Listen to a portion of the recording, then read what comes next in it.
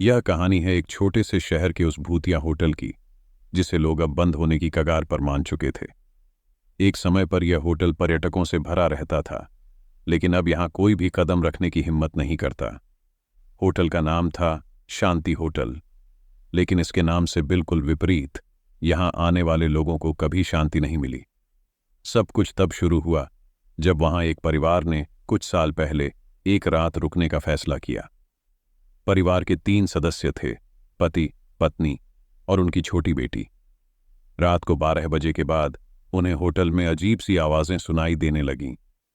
पहले तो उन्हें लगा कि शायद यह उनके कान का धोखा है, लेकिन जैसे जैसे रात बढ़ती गई, आवाजें तेज होती गईं। किसी के कदमों की आवाजें, दरवाजों का खुद ब खुद खुलना और बंद होना, यह सब बेहद डरावना था। उनकी बेटी ने बताया कि उसे कमरे में एक परछाई दिखाई दी थी, जो अंधेरे कोने से उनकी ओर देख रही थी। पति पत्नी ने जब ये सुना तो वे घबरा गए। उन्होंने तुरंत होटल के मालिक को फोन किया, लेकिन जवाब में उन्हें सिर्फ खामोशी मिली।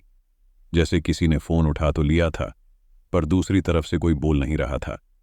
अचानक उनके कमरे की लाइट्स तेजी से जलने बुझने लगीं और ठंडक बढ़ती चली गई। ऐसा लगा मानो कोई अदृश्य शक्ति वहां मौजूद हो। पत्नी ने दरवाजे की ओर भागने की कोशिश की, लेकिन दरवाजा अंदर से बंद हो चुका था। पूरा परिवार अब उस भूतिया होटल के कमरे में कैद था। तभी एक जोरदार ध्वनि के साथ खिड़की का कांच टूट गया और दरवाजे पर एक अजीब सी छाया दिखाई देने लगी। वह छाया धीरे धीरे अंदर आ रही थी। बेटी ने रोते हुए कहा, वो हमें ले जाएगी।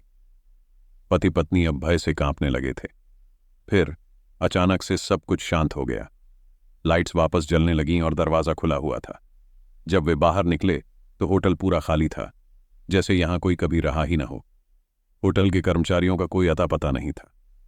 अगली सुबह जब वे भागकर होटल के रिसेप्शन पर पहुंचे तो उन्हें पता चला कि जिस कमरे में वे थे वहां 10 साल पहले एक भयानक घटना हुई थी। एक महिला ने आत्महत्या कर ली थी और तब से ही उस कमरे में अजीब घटनाएं होती रहती थीं। आज भी जो लोग उस होटल में जाने की हिम्मत करते हैं, उन्हें रात के अंधेरे में वही छाया दिखाई देती है। कहते हैं वह आत्मा आज भी शांति की तलाश में है, लेकिन उसे कभी शांति नहीं मिलती।